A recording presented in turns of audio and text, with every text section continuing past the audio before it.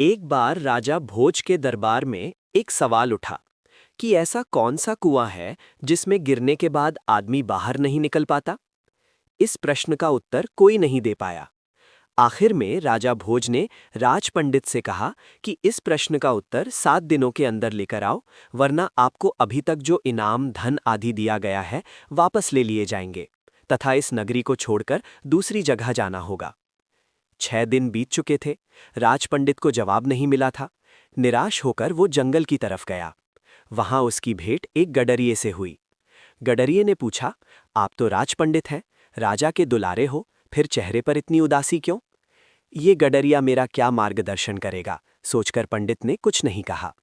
इस पर गडरिये ने पुनः उदासी का कारण पूछते हुए कहा, पंडित जी, हम भी सत्संगी हैं, हो सकता है आपके प्रश्न का जवाब मेरे पास हो, अतः निसंकोच कहिए।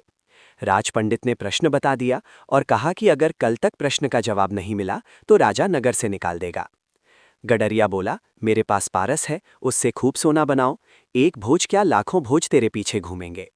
बस पारस देने से पहले मेरी एक शर्त माननी होगी कि तुझे मेरा चेला बनना पड़ेगा। राज पंडित के अंदर पहले तो अहंकार जागा कि 2 कौड़ी के गडरिये का चेला बनूं, लेकिन स्वार्थ पूर्ति हेतु चेला बनने के लिए तैयार हो गया। गडरिया बोला, पहले भेड़ का दूध पियो, फिर चेले बनो। राज पंडित ने कहा कि यदि ब्राह्मण भेड़ का दूध पिएगा तो उसकी बुद्धि मारी जाएगी, मैं दूध नहीं पीऊंगा, तो जाओ, मैं पारस नहीं दूंगा। गडरिया बोला। राज पंडित बोला, ठीक है, दूध पीने को तैयार हूं, आगे क्या करना है? गडरिया बोला, अब तो पहले मैं दूध को झूठा करूंगा, फिर तुम्हें पीना पड़ेगा। राज पंडित ने कहा, तू तो हद करता है, ब्राह्मण को झूठा पिलाएगा, तो जाओ। गडरिया बोला। राज पंडित बोला, मैं तैयार हूं झूठा दूध पीने को। गडरिया बोला, वो बात गई, अब तो सामने जो मरे हुए इंसान की खोपड़ी का कंकाल पड़ा है उसमें मैं दूध दोहूंगा, उसको झूठा करूंगा, कुत्ते को चटवाऊंगा, फिर तुम्हें पिलाऊंगा, तब मिलेगा पारस, नहीं तो अपना रास्ता लीजिए। राज पंडित ने खूब विचार कर कहा, है तो बड़ा कठिन, लेकिन मैं तैयार हूं।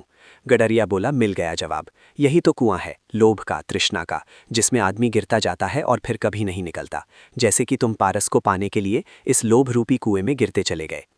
हम सभी इस सांसारिक मायाजाल में ऐसे लिप्त हैं कि जीवन का उद्देश्य भूलकर बस इतना और के लोभ में फंसे हुए हैं।